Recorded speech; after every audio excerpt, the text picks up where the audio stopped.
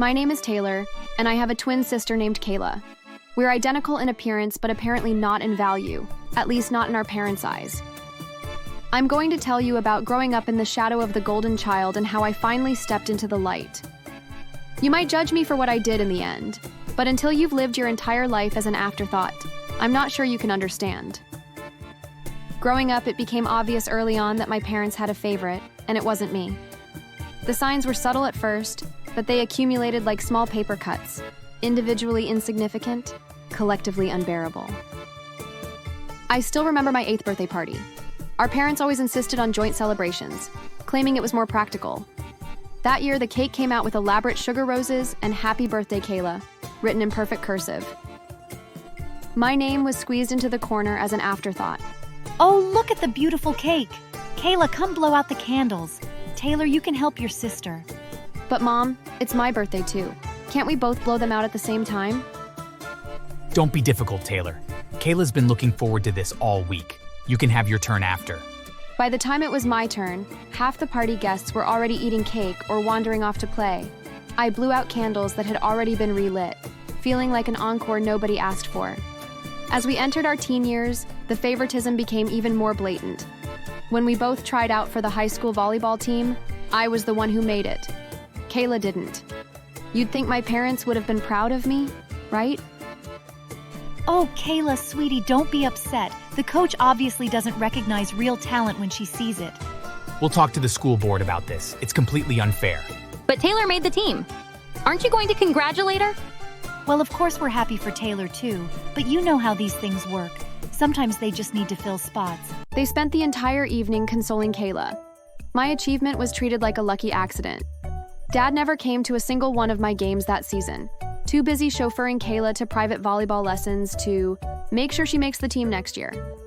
To be honest, I was surprised that they didn't tell me to quit the team so that there was a spot for Kayla. Then there was prom. Both Kayla and I were asked by boys we liked. Her date was the captain of the debate team. Mine was a quiet boy from my art class. When the night came, Dad insisted on driving us. Now, young man, I expect you to have Kayla home by 11, not a minute later. She's very special to us. Yes, sir. I'll take good care of her. And you, what's your name again? It's Michael, sir. We've met 3 times. Right. Just follow the same rules, I guess. He didn't even look at Michael when he said it. Like my date was an afterthought, just like me. The college years were when things really came to a head. I'd worked incredibly hard, maintaining a 4.0 GPA while working part-time jobs to save for tuition. Kayla had average grades and spent most weekends partying. When acceptance letters came, I got into an Ivy League school with a partial scholarship. Kayla got into a state college. You can guess which achievement got celebrated. Congratulations, Kayla. State University has such a beautiful campus. We're so proud of you for getting in. This calls for a special dinner. I'm making reservations at Giovanni's. I got accepted to Cornell with a scholarship. That's nice, honey. Will you be wearing that blouse to dinner? Maybe you should borrow something of Kayla's clothes so that you don't look so ratty. The next 4 years were a blessing in disguise. Being hundreds of miles away from my family gave me room to breathe, to discover who I was outside of being a less impressive version of Kayla. I excelled in my classes, made genuine friends who valued me, and started building a life that had nothing to do with the dynamics of my childhood home. After graduation, I moved to Chicago, landed a job at a prestigious marketing firm, and limited my family interactions to brief phone calls on holidays and the occasional email. I built my career meticulously, climbing the corporate ladder with the same determination that had gotten me through college. By 30, I was a senior marketing director with my own corner office. Kayla, meanwhile, had dropped out of college after 2 years, moved back home, and cycled through a series of retail jobs. My parents never pressured her to find direction, instead cooing about how she was finding herself and exploring her options. I thought I'd successfully distanced myself from their toxic dynamic until last December, when my phone rang with my mother's number. Taylor, we need to talk to you about something important. Can you come home this weekend? I'm really busy with work, Mom. Can we talk over the phone? This isn't a phone conversation, it's about the family. Please, Taylor, we need you. Those last 3 words. We need you. How long had I waited to hear them? Despite my better judgment, I booked a flight home for the weekend. When I arrived at my parents' house, the atmosphere was tense. My mother's eyes were red-rimmed. My father looked 10 years older than the last time I'd seen him, and Kayla was uncharacteristically subdued. They sat me down in the living room where so many childhood memories of being overlooked still lingered in the family photos, most featuring Kayla front and center, with me partially cropped out or looking away. Taylor, we're in trouble. Serious trouble. We remortgaged the house to help Kayla start her business. What business? I opened a boutique downtown. Fashion design has always been my passion. Since when? That's not important now. The business, it's not doing well. And the bank is threatening foreclosure on the house. We need $75,000 to make things right. We know it's a lot, but you're doing so well in your career. Let me get this straight. You want me to give you $75,000 to bail out a failing business that you funded for Kayla? The same Kayla who you put through college while I worked multiple jobs? The same Kayla whose every achievement was celebrated while mine were footnotes?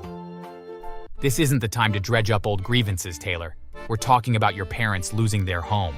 And my dream. I just need a little more time to make it work. I looked around at their faces, expectant, entitled, not a hint of irony in their request.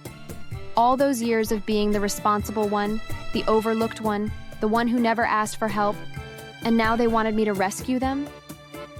Something cold and clarifying settled in my chest. I'll think about it. I need to see some paperwork first. The mortgage documents, the business plan, financial statements, everything. Oh, thank you, Taylor. I knew we could count on you. The relief on their faces made what I was about to do even more satisfying.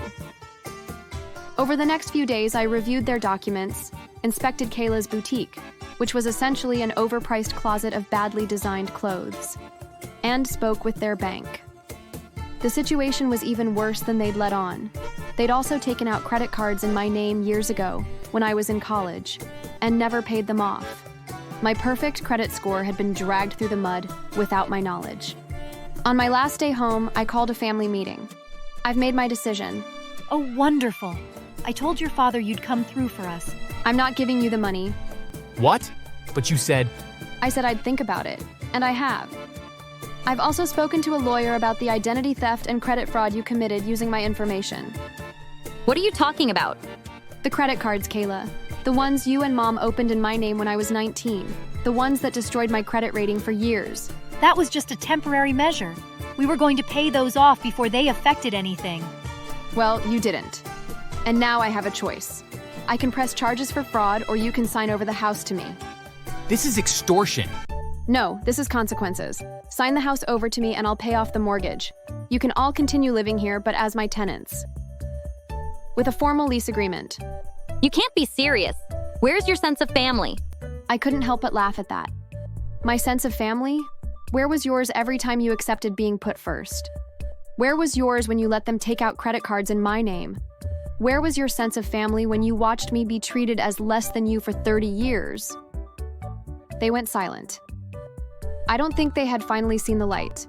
Rather, I think they finally knew that they were out of options and in dire straits. In the end, they signed. They didn't have a choice.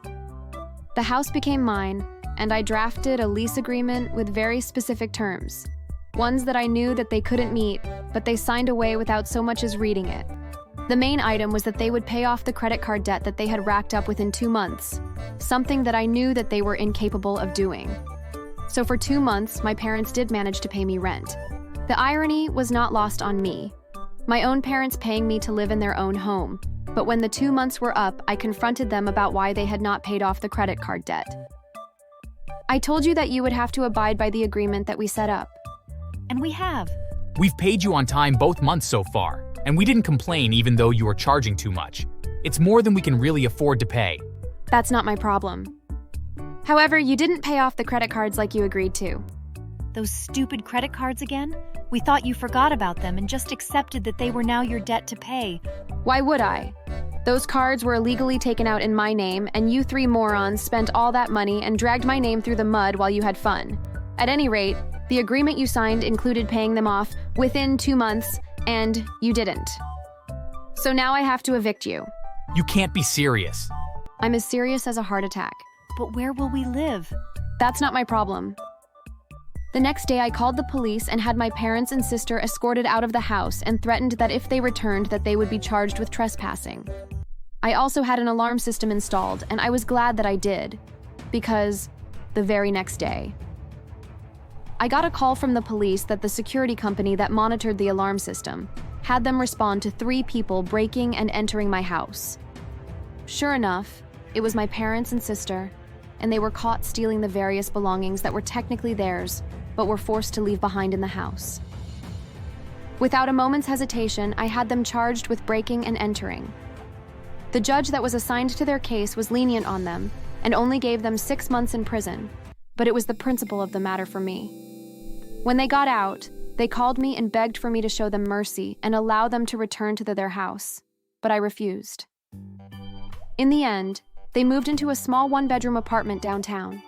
It was all the 3 of them could afford, considering how much debt they were in, and how none of them could get a job that didn't pay more than minimum wage. After a couple of years, I sold the house to a young family that needed a break. I even took a loss on the deal. It was worth it, though. Seeing the happy looks on the parents' faces as they told their children that they had bought a place where they could grow up gave me hope.